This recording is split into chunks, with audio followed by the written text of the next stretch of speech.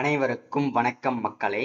இந்த ஒரு வீடியோவில் நம்ம எதை பற்றி பார்க்க போகிறோம் அப்படின்னா, எல்லாருமே ஃபோட்டோலே தம்ப்நெயிலே டைட்டில்லே பார்த்துருப்பீங்க மக்களே. ஆமாங்க, 2025 டு 2026 ஆண்டிற்கான வேளாண் பட்ஜெட் கூட்டம் போன மாதம் நடைபெற்றது.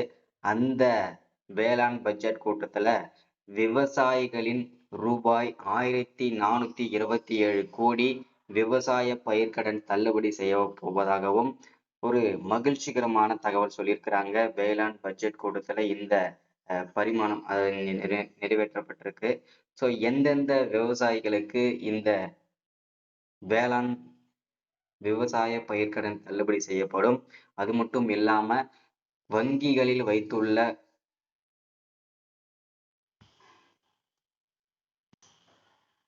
நகை அடமான கடன்களையும் தள்ளுபடி செய்ய போவதாகவும் தகவல் வெளியிட்டிருக்காங்க. இதை பத்தின முழுமையான தகவல் தான் இந்த ஒரு வீடியோவில் நம்ம பார்த்து தெரிஞ்சுக்க போறோம். எத்தனை பவுனுக்குள்ள நகை கடன் வைத்திருப்பவர்களுக்கு இந்த தள்ளுபடி செய்யப்படும், அது மட்டும் இல்லாம வேளாண் பட்ஜெட் கூட்டத்தை எம்ஆர்கே பன்னீர்செல்வம் தான் இந்த தாக்கல் செஞ்சிருந்தாங்க, அறிவிக்கை வெளியிட்டிருக்காங்க. ஸோ இதை பார்த்தீங்கன்னாக்கா இந்த வேளாண் பட்ஜெட் கூட்டத்தில் என்னென்ன தீர்மானங்கள்லாம் வந்திருக்குது, அது மீண்டும் பார்த்தீங்கன்னாக்கா எவ்வளவு விவசாய கடன்களுக்காக ஒதுக்கி இருக்கிறாங்க. ஸோ அது மட்டும் இல்லாமல் 1427 கோடி பார்த்தீங்கன்னாக்கா தள்ளுபடி எந்தெந்த விவசாயிகளுக்கு வழங்கப்படும், அது எல்லா டீல்ஸுமே தெளிவாக பார்த்து தெரிஞ்சுக்கலாம். சரிங்களா? ஸோ அதற்கு முன்பாக நமது கவர்மெண்ட் ஜாப் டெய்லி அப்டேட் சேனலுக்கு இப்போதான் நீங்கள் முதல் முறையாக ஃபர்ஸ்ட் டைமாக நம்ம சேனலை பார்க்குறீங்க, நம்ம வீடியோவை பார்க்குறீங்க அப்படின்னா மறக்காமல் சப்ஸ்கிரைப் பண்ணிவிட்டு பக்கத்தில் இருக்கிற பெல் பட்டனை கிளிக் பண்ணி ஆல் என்ற ஆப்ஷனில் போட்டு வச்சுக்கோங்க. அப்போதான் நம்ம போடக்கூடிய அரசு துறையிலிருந்து வரக்கூடிய எல்லா விதமான கவர்மெண்ட்டோட ஜாப்ஸ் அப்டேட்ஸ் நோட்டிஃபிகேஷன் இது எல்லாமே நீங்கள் உடனுக்குடனே நமது சேனலில் ஈஸியாகவே துல்லியமாகவே தெரிஞ்சுக்க முடியும். சரிங்களா? ஸோ அது மட்டும் இல்லாமல் உங்களுடைய ஃப்ரெண்ட்ஸ் ரிலேட்டிவ்ஸ் கான்டாக்டில் இருக்கிறவங்க எல்லாருக்குமே ஷேர் பண்ணிங்கன்னா ரொம்ப ரொம்ப ரொம்ப பயனுள்ளதாக இருக்கும். சரிங்களா?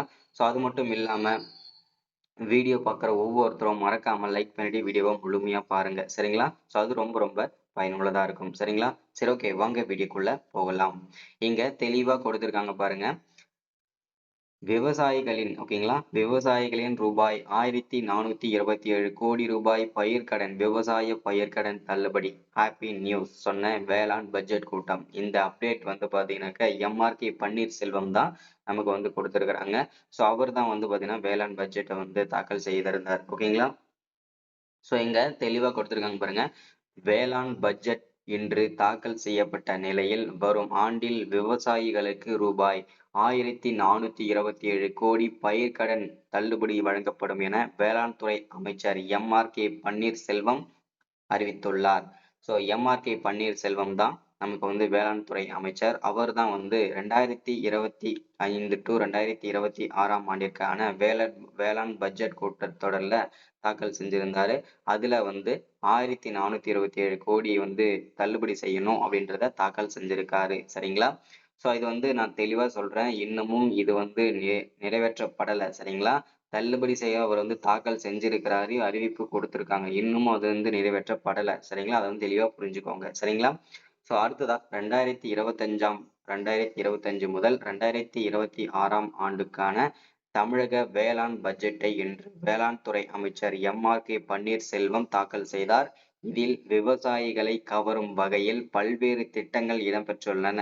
குறிப்பாக வங்கி கடன் பெற்று விவசாயம் செய்து வரும் விவசாயிகளுக்கு வரும் நிதியாண்டில் பயிர்க்கடன் தள்ளுபடி செய்யப்படும் என்ற அறிவிப்பு விவசாயிகள் மத்தியில் மகிழ்ச்சியை ஏற்படுத்தியுள்ளது. சரிங்களா?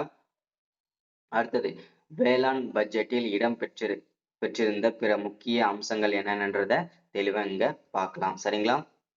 அதுல 82 லட்சம் ஏக்கரில் துவரை சாகுபடி செய்ய ஊக்குவிக்கப்படும் அப்படின்றத மென்ஷன் பண்ணியிருக்காங்க.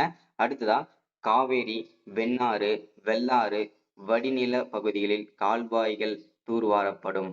அதே போல் கல்லணை, கால்வாய் பாசன பகுதிகளிலும் சிடி பிரிவு கால்வாய்கள் தூர்வாரப்படும்.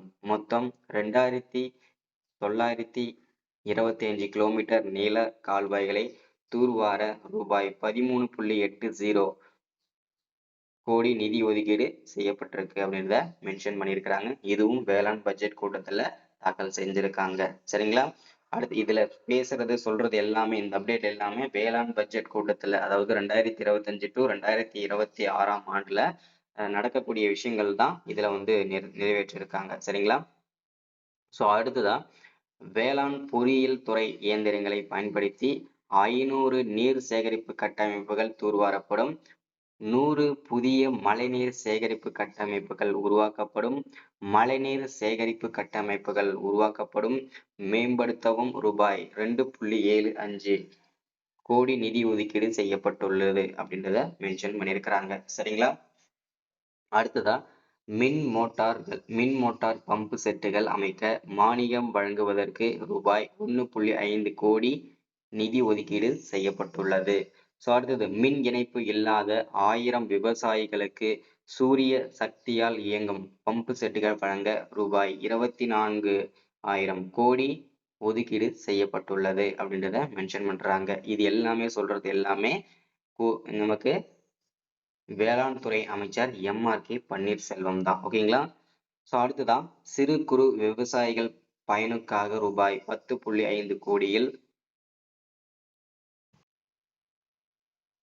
130 வேளாண் இயந்திர வாடகை மையங்கள் அமைக்கப்படும். சரிங்களா? அடுத்ததா வாடகை செயலி மூலம் வேளாண் இயந்திரங்கள் வழங்க ரூபாய் 17.37 கோடி நிதி ஒதுக்கீடு செய்யப்பட்டுள்ளது. சரிங்களா? அடுத்ததா ரூபாய் 1.6 கோடியில் பனை சார்ந்த தொழில்களை ஊக்குவிக்க பனை மேம்பாட்டு இயக்கம் அமைக்கப்படும். ரூபாய் 10 கோடியில் முந்திரி தொழிலில் ஈடுபட்டுள்ள தொழிலாளர்களின் நலனை பாதுகாக்க முந்திரி வாரியம் அமைக்கப்படும். பலா மேம்பாட்டு இயக்கத்தின் கீழ் புதிய பலா சாகுபடியை ஊக்குவிக்க ரூபாய் 5 கோடி நிதி ஒதுக்கீடு செய்யப்பட்டுள்ளது. ரூபாய் 20 கோடி செலவில் 9 ஒழுங்குமுறை விற்பனை கூடங்களில் சேமிப்பு கிடங்குகள் அமைக்கப்படும். இந்த சேமிப்பு கிடங்குகள் ஒவ்வொன்றும் 1000 மெட்ரிக் டன் கொள்ளளவு கொண்டதாக உருவாக்கப்படும். வேளாண் விளைபொருட்களான 100 மதிப்பு கூட்டு மையங்கள் ரூபாய் 50 கோடி செலவில் அமைக்கப்படும். விவசாயிகளுக்கு ரூபாய் 10 லட்சம் வரை முதலீட்டு கடன் வழங்கப்படும். ஒழுங்குமுறை விற்பனை கூடங்களில் கட்டமைப்பு வசதிகளை ஏற்படுத்த ரூபாய் 50.79 கோடி நிதி ஒதுக்கீடு செய்யப்பட்டுள்ளது.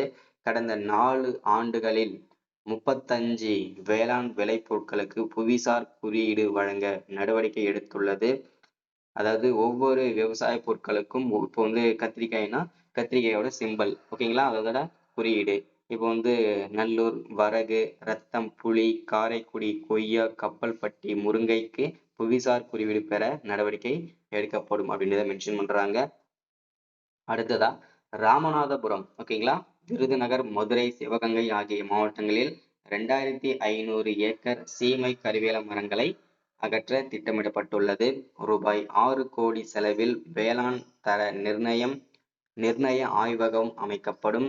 விவசாய பயிர்க்கடன் தள்ளுபடி செய்யும் திட்டத்தின் கீழ் தற்போது வரை ரூபாய் 10,346 கோடி கடன் தள்ளுபடி செய்யப்பட்டுள்ள நிலையில் வரும் ஆண்டில் ரூபாய் 1,427 கோடி பயிர்க்கடன் தள்ளுபடி செய்யப்படும் என்றத உறுதி சொல்லியிருக்காங்க.